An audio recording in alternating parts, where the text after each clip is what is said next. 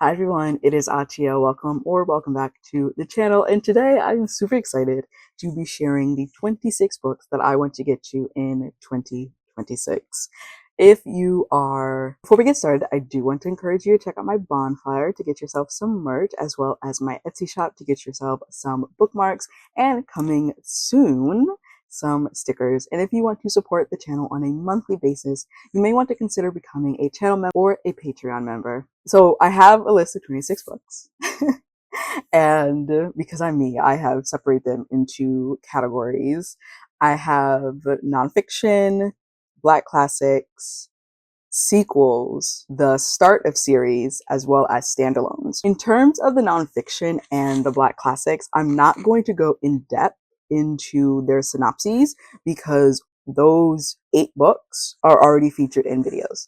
So make sure to check out my Black Classics TBR and my nonfiction TBR for 2026. Those are 2 separate videos that I've recently put out, and they feature the 8 books that I'm about to just list for you right now. They're also going to be on the screen. Starting with the nonfiction books, we have Rest is Resistance by Trisha Hersey and Against White Feminism by Rafia Zakaria. And again, those 2 are featured in my nonfiction TBR. And in terms of Black classics, we have The Narrows by Ann Petrie, If Beale Street Could Talk by James Baldwin, The Temple of My Familiar by Alice Walker, Mumbo Jumbo by Ishmael Reed, Cain by Jean Toomer, and Home by Toni Morrison. And that is in my Black Classics TBR. Both of those are going to be in a card and also in the description down below. So taking away those 8 books that I've talked about in recent videos, that leaves us with a list of 18 books remaining on my 26 books in 2026. And we're going to start with the sequels section. And there are 6 of these books. And also, funny enough, both my Black Classics TBR, my nonfiction TBR, and my 26 and 26, yes, are mostly, with the exception of I think 1 book on the Black Classics list, these are all physical books that I own. These are books that are part of my collection, my physical TBR collection that I want to get to.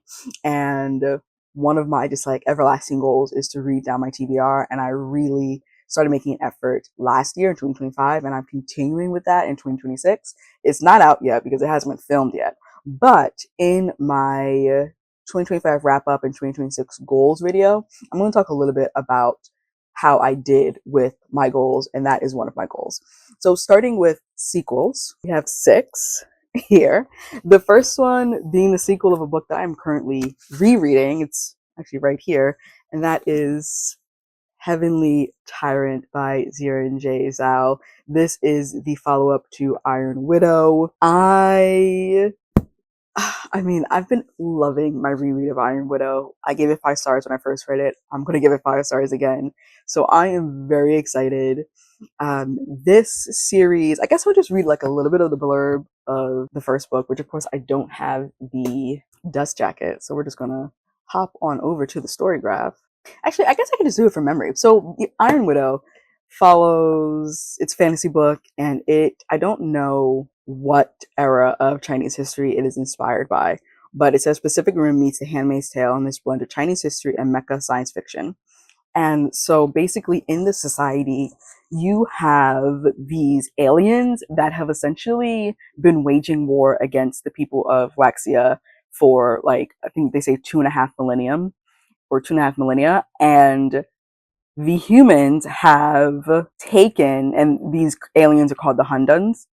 And so the humans take the hulls or the empty husk of these Hunduns, and they make them into these mecha beings, these chrysalises. And these chrysalises are powered by ki.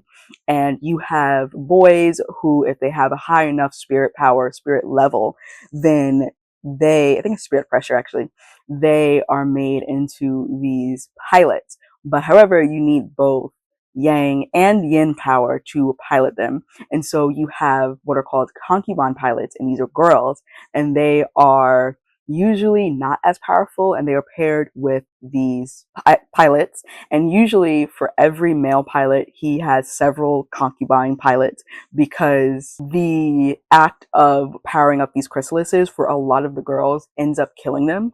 So you have this system that is profiting and waging war off the backs of these girls, who most of them end up dead. And so we have Zayton, who her sister was a concubine pilot, and she ended up killed by one of the pilots, not in a chrysalis though. It was like plain old murder. And so her family was not given the compensation, but also like this pilot was never tried for her murder. And so Zaytian is enlist in the army to become a concubine pilot, with the intention of killing this male pilot that killed her sister. And it ends up being found out that she has this astronomically high spirit pressure that has not been seen before. And her spirit pressure actually has the capability of overpowering male pilots, which is why they call her an Iron Widow. And she's paired with Li Shimin, who is he's the most powerful male pilot they have right now, but he's also a convicted murderer. So he doesn't have all of the same rights and all of the same privileges as the other pilots. And they are paired together so that they can hopefully win the war. And you also have like someone from Zayton's past who she was best friends with. So there's also a little bit of a throuple concept there as well. I love what it says about gender roles and gender norms, societal expectations for girls and women. And I love it. I really do. I love it so much. And the second book on the sequels list is Our Violent Ends by Chloe Gong. This is the sequel to Our Violent Delights, right? That's what it's called. Our Violet, what's the book called? Ain't this called Our Violet? Yeah, These Violent Delights. There we go. These Violent Delights. And These Violent Delights is a Romeo and Juliet retelling that takes place in Shanghai. And I read it a couple years ago. When I read it, I loved it. I gobbled that book up. And for some reason, because I am who I am, I did not continue with the sequel, even though it is only a duology. And so it is time for me to finally do it. And that's another one. These Violent Delights is another one that I do plan on rereading probably after I finish. I don't know. Maybe I'll read Heavenly Tyrant and then I'll reread These Violent Delights so that I can read These Violent Ends. We'll see. But yeah. The next sequel is, funny enough, another duology ender, and that is The Blood Gift by N.E. Davenport. This is the sequel to The Blood Trials. And in this sci-fi fantasy blended world, you have, what's her name?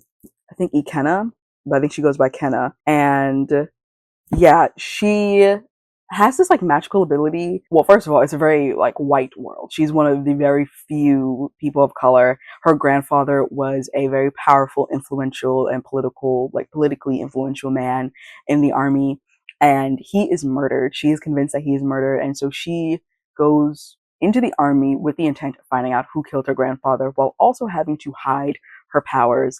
And I loved this book. So, I mean, I love the first one so much. So I'm looking forward to getting back into this world and finishing up this duology this year. Then we have another one, which is a little bit of an older title, and that is actually The Bronzed Beast by Roshani Chokshi. This is the third book in the Gilded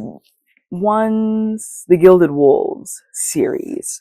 And I'm probably going to have to reread both of those first books because it has been so long. This book came out in 2021, and so that's probably when I read the first two. I probably read them in either 2021 or 2020. And I don't remember.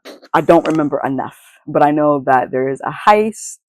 There's a heist in both of the first two, so there's probably a heist in this one. There is some kind of through line. There's found family, and that's all I got, y'all, because I truly... yeah, I'm going to have to reread those first two. Then we have The Faithless by C.L. Clarke. And this is the sequel to The Unbroken. And there is the third one, which is... it recently came out. But this is the Magic of the Lost series. And we have a like war-torn country. And we have a soldier in the army as well as a like princess who's trying to reclaim her throne. And there's a little bit of a like enemies to lovers aspect there. And yeah, that's really all I remember. Like, I remember enough. I know there's political intrigue, there's some spying going on, there's like revolution happening. I really enjoyed the Unbroken, and I need to actually just like flip through my notes, because if you don't know, I part of my annotating for fantasy and science fiction books is that I go through and I put post-it notes every like couple of chapters, there we go, so that I can write what happened in that like previous section, so that when I do go back, when the next book comes out, I don't have to reread, even though I just said for a lot of these I'm going to reread them, because Iron Widow I loved. So I was like, there's Iron Widow and Our Violent Delights. Loved them. I don't think I was doing this particular style of annotating when I read the first 2 books of the Gilded Wolves series, so those are just going to have to be reread. However, I was doing that when I read The Unbroken, so I just had to go back and refresh my memory about what happened in that first book before I head into The Faithless. And then also can continue on with the series, because the 3rd book is either out or just came out. Then we have one that I read the first book actually in February of last year, and that is Blood for the Undying Throne by Sung Il Kim, and translated by Anton Her. And this one follows 3 characters. We have a former scholar, a like newly minted revolutionary, and someone who I think his employer or his mentor was killed by this empire. And this is an empire who they teach people who have the propensity for alchemy, I believe it is, and they essentially use their dead bodies to power the city. And there's also a dragon in the first one, and that dragon is in concert with one of our characters. And then there's also a long dead, are they alchemists or are they mages? I forget. Are they sorcerers? That's what they're called. Sorcerers are a long dead sorcerer is talking to one of our characters as well. And I just really like the way that the story was told. I like their pacing, and I'm looking forward to getting into the second book. So those are the 6 sequels. The next one, just keeping in the category of like series and fantasy, we'll do the start of series. So these are series that I have yet to start but want to. And there's 1, 2, 3, 4, 5. Oh, funny enough, 6 books on this list as well. The first one in the series starter section is The Art of Prophecy, the War Art Saga, Book 1 by Wesley Chu. Also, isn't this cover just so cool? It's such a cool cover. Ooh, I haven't looked at this in a while. Look at this map. Fully colored and everything. Okay. All right, let's see. What does this say? In this epic fantasy ode to martial arts and magic by the #1 New York Times best-selling author of The Lives of Tao, a prophesized hero must work with a band of unlikely allies to save their kingdom. So many stories begin the same way, with a prophecy, a chosen one, and the inevitable quest to slay a villain, save the kingdom, and fulfill a grand destiny. But this is not that kind of story. It does begin with a prophecy. A child will rise to defeat the eternal Khan, a cruel, immortal god king, and save the kingdom. And that prophecy did anoint a hero, Xiran, raised since birth in luxury and splendor, and celebrated before he has won a single battle. But that's when the story hits its first twist. The prophecy is wrong. What follows is a story more wondrous than any prophecy could foresee, and with many unexpected heroes. Taishi, an older woman who is the greatest grandmaster of magical martial arts in the kingdom, but who thought her adventuring days were all behind her. Sali, a straight-laced warrior who learns that the rules may no longer apply when the leader to whom she pledged her life is gone. And Quisami, a chaotic assassin who takes a little too much pleasure in the kill. And Xiran himself, who has to find a way to become what he no longer believes he can be, a hero after all. Okay. I have not read that synopsis probably since I bought the book. I'll be very honest. Then we have probably, I think, the only middle grade on this list, and that is The Storm Runner by J.C. Cervantes. I have been trying to read this book for years. Okay? 4 years. It is time.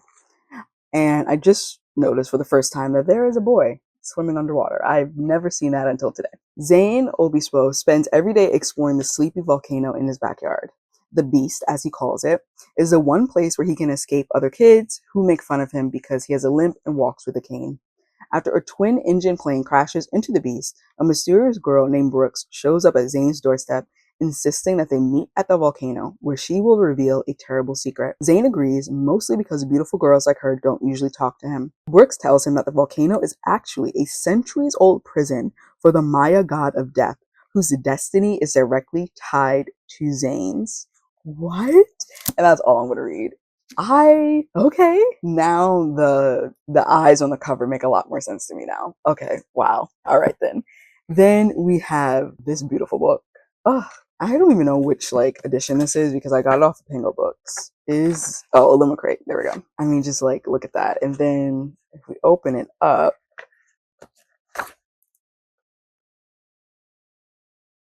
there's foiling on the cover.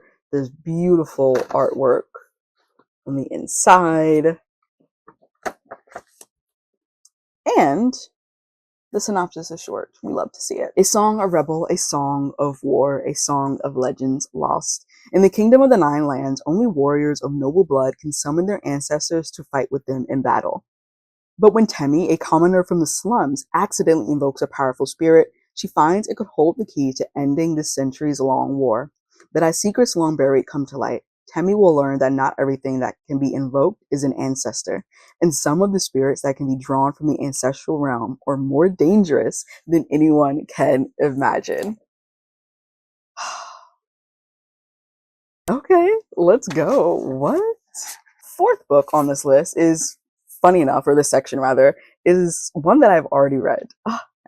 Go me. And that is My Heart is a Chainsaw by Stephen Graham Jones. This is the beginning of the Indian Lake trilogy, which is a horror series. And basically we have Jade Daniels. She is obsessed with horror, specifically slasher films. That's like all she can talk about. And because of some certain events, she is now convinced that her sleepy little town is about to enter a slasher cycle. Like things are lining up, the characters are in play, and the bodies begin to drop. And she's like, okay, this is my moment. This is my time. And she's convinced that she can't be a final girl for various reasons.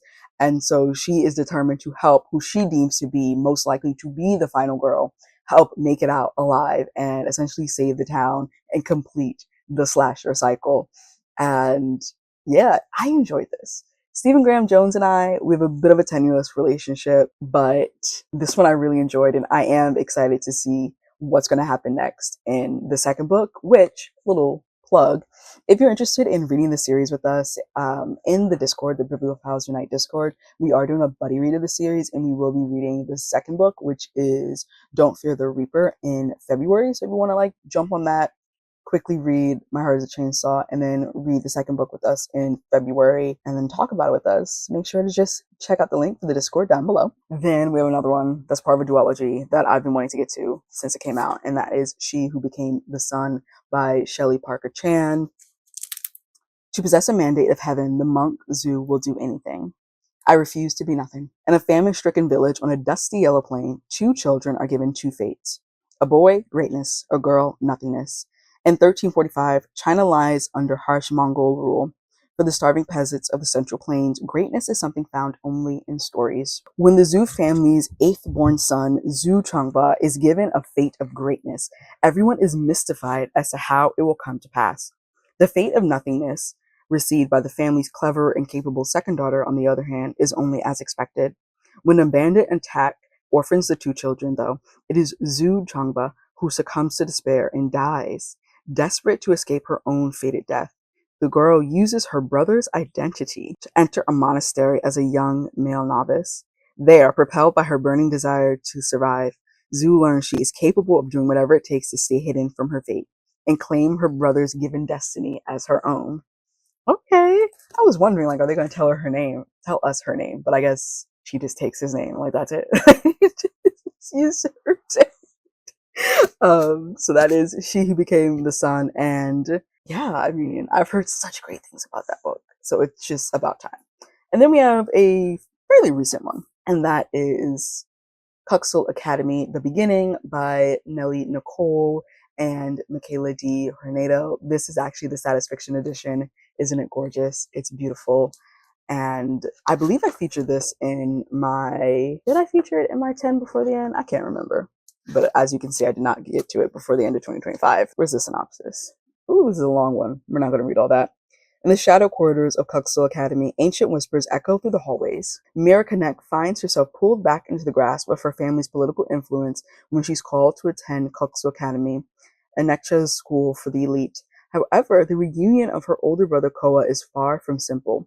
As the owner of a notorious club entwined in the clandestine dealings of the city, Koa leads a life shrouded in secrecy and danger. When the veil of secrecy is lifted, revelations emerge, threatening to fracture their already fragile bonds. Ancient prophecies intertwine with their destinies, weaving a complex web of fate and forbidden desires. As Mira holds tight to the image of the brother she once knew, faded connections leave Koa grappling with the weight of his own secrets. In this spellbinding Mayan-inspired urban fantasy romance, the Connect siblings are thrust into a reality where the boundaries between light and shadows blur. Will they unravel the mysteries that bind them, or will they succumb to the darkness that lurks within? I know I said I wasn't going to read the whole thing, but it's shorter than I realized. It's just the font is like tiny and squished together. But yeah, look at that. Oh, so beautiful. Then moving on to standalones. Is there 6 in every? Yeah, there's 6 in every section. That's so cool. We have these 6. The first one being a thriller by one of my favorite authors, and that is One of Us Knows by Alyssa Cole. From the critically acclaimed and New York Times bestselling author of When No One Is Watching comes a riveting thriller about the new caretaker of a historic estate who finds herself trapped on an island with a murderer and the ghost of her past. With thrillers, I kind of don't like to read the full synopses because I find that they give away too much. With a lot of the books, they give away too much. But I think, okay, she had a breakdown and a diagnosis of dissociative identity disorder, and she's given a position as resident caretaker of a historic home as kind of like a last-ditch effort to preserve her career. Oh, and then a nor'easter hits, and she's trapped with a group of possibly dangerous strangers, including the man who brought her life tumbling down years earlier. When he turns up dead, Ken is the prime suspect. Okay, so it's like it's a locked room. Not a locked room. Would it be considered a locked room? I guess it would be considered a locked room mystery. Kind of. It's like Clue in a way. So that's going to be fun. Then we have a romance, and that is Just Our Luck by Denise Williams, another one of my favorite authors. A lottery ticket plus donuts equals love, and this steamy new fake dating romance from beloved author Denise Williams. Sybil Sweet has always been lucky, but lately she can't catch a break. After years of bouncing from job to job in search of something that feels right and from man to man in search of something special, Sybil is worried that she's the directionist, floundering daughter her family thinks she is. All she really wants now is a little financial stability and carb comfort. Same. Luckily for her, she just got enough in the bank to buy a lottery ticket, and the late night donut store is open. Xiran Anderson put his dreams of becoming a doctor on hold to take over running his family's bakery, and after fighting a losing battle to save the place, he's exhausted, broke, and no closer to getting back to school. But when a whirlwind of a woman sweeps in late one night, flirty energy gives way to more, until she runs out the next morning, leaving behind her winning lottery ticket. Lucky for Xiran, his attempts to return the ticket looks like a grand romantic gesture and goes viral, sending sales through the roof. In an effort to keep the store afloat and to convince Sybil's family she can make good relationship choices, they agree to fake a relationship for 3 months. Even after winning hundreds of millions of dollars, finding each other might end up being the sweetest bit of luck for them both. What? Screaming and kicking my feet. Ugh. Next up, we have another romance that, I mean, the girlies were going crazy over this one. Not last summer, but I think the summer of 24. And that is Only for the Week by Natasha Bishop. I have the OG cover before she got picked up by a traditional publisher, and I'm excited. So it says, "Hi everyone, thank you for being here. Some of you may know me as the sister of the bride. Some of you may know me as the ex-girlfriend of the groom. But I'm willing to bet none of you know me as the woman secretly sleeping with the best man. I am. I know, I'm just as surprised as you. It was only supposed to be for the week, but every kiss, adventure, and stolen moment with Rome Martin feels like it could last forever. Oh well, what happens in Tulum stays in Tulum, right?" Ah! I mean, and this is actually, I got this from the Read Her Book Box, which focuses on Black romance, specifically Black indie romance. And this is the bookmark. This is from like, I guess 2024. This is a nice bookmark. Oh wow! And it's signed. Love that for me. Then, wow, this stack is so tall. Then we have a standalone fantasy that I have had for years, and I always hear such incredible things about it, and it's a little daunting because it is so big. But that is The Sword of Kaigen by M.L. Wang. Better to die sharp in war than rust through a time of peace. I read this author's other book, Bright Over Bloodhaven, and I thoroughly enjoyed it. So I was like, might as well just like finally read this and get over the fact that it is, how many pages? 613 pages. I've read bigger, so like I really should, at this point in my fantasy reading game, I shouldn't be scared. On a mountainside at the edge of the Kaiganese Empire live the most powerful fighters in the world, warriors capable of raising the sea and wielding blades of ice. For centuries, the fighters of the Kusanagi Peninsula have held the Empire's enemies at bay, earning their treacherous spirit of land the name the Sword of Kaigen. Earning their treacherous spit of land the name the Sword of Kaigen. Born into Kusanagi's legendary Matsuda family, 14-year-old Mamoru has always known his purpose, to master his family's fighting techniques and defend his homeland. But when an outsider arrives and pulls back the curtain on Kaigen's alleged age of peace, Mamoru realizes that he might not have much time before he has to become the fighter he was bred to be. Even worse, the empire he was born to defend might stand on a foundation of lies. Masaki told herself that she left the passions of her youth behind when she married into the Matsuda house. Determined to be a good housewife and mother, she hid away her sword, along with everything from her days as a fighter in a faraway country, with her son asking questions about the outside world. Oh, hello, a visitor. The threat of invasion looming on the horizon, and her frigid husband grating on her nerves, Masaki finds the fighter in her clawing its way back to the surface. When the winds of war reach the peninsula, will the Matsuda family have the strength to defend their empire, or will they tear each other apart before the true enemies ever reach their shores? And then we also have a strawberry as a guest. Hi, kitty. I'll move that so you can sit, okay? You gonna help me talk about the books? All right, then we have another indie fantasy, and that is The King's Summit by Sakalia Brown. I am obsessed with this cover, okay? I've always been obsessed with it. Some deals are sealed with blood, others are forged in fire. Jaya Nadea has spent her entire life behind the stone walls of Instar, under her grandfather's thumb, watching life be lived by others and quietly wishing for her turn. She doesn't complain because there are others who have much worse, namely her mother and all the other slaves of Instar. When her grandfather offers her a deal, her mother's freedom for a king's life, she is conflicted. Assassinating a powerful king on a distant planet with no way home seems like a suicide mission. But this could be her mother's and maybe Jaya's only chance at a real life. Things do not go as planned, and as Jaya finds herself faced with ancient evils and a mysterious foe who everyone is convinced is her partner from Innistar, she must take a chance at trusting Duar's prince and renowned traveler, Quiel. Opening herself up to the prince is risky because he's not only fighting to her safety, but her heart. What? I didn't expect the romance twist, but obsessed with this cover. Oh my gosh, sorry, I'm sorry. See, it's just a book. It's just a book. Nothing to be scared about. Just put that up there.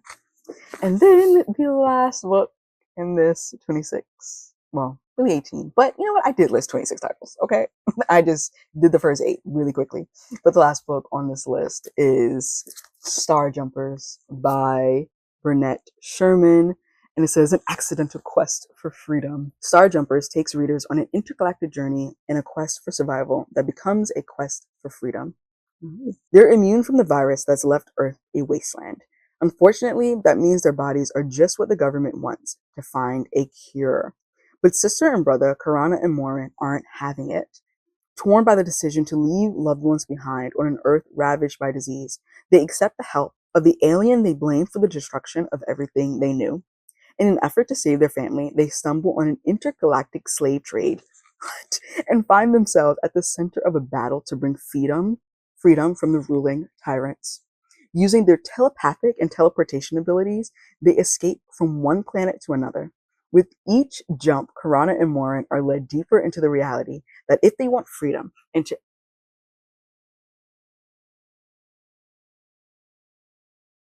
And to ever return home to their family, they have to fight for it.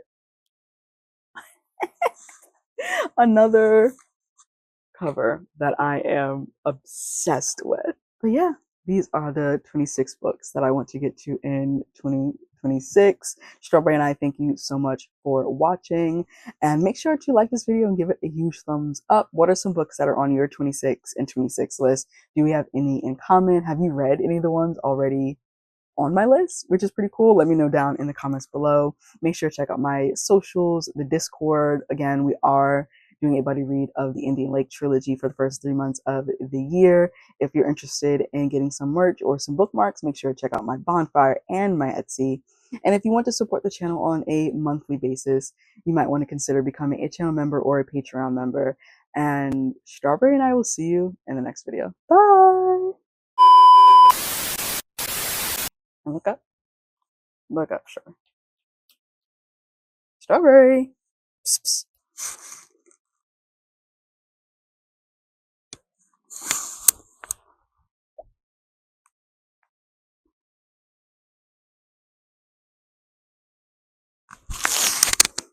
Showing, I ain't living for the moment. I see what's mine and I want it.